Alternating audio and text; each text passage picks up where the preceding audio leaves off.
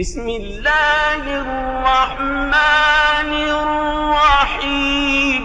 அன்னை ஐஷா ரலியல்லாஹு அன்ஹா அவர்கள் அறிவிக்கிறார்கள், அல்ஹாரித் பின் ஹிஷாம் ரலியல்லாஹு அன்ஹு அவர்கள் அல்லாவின் தூதர் ஸல்லல்லாஹு அலைஹி வஸல்லம் அவர்களிடம், அல்லாவின் தூதரே, தங்களுக்கு வஹி, அதாவது இறை செய்தி எவ்வாறு வருகிறது என்று கேட்டார்கள்.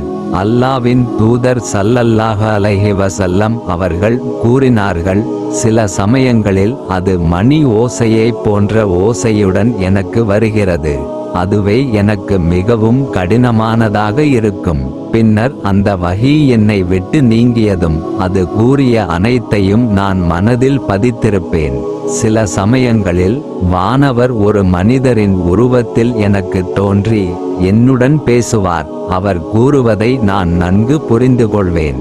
அன்னை ஆயிஷா ரலியல்லாஹு அன்ஹா அவர்கள் மேலும் கூறினார்கள், மிகவும் குளிரான ஒரு நாளில் நபி ஸல்லல்லாஹு அலைஹி வஸல்லம் அவர்களுக்கு வஹி அருளப்படுவதை நான் கண்டிருக்கிறேன்.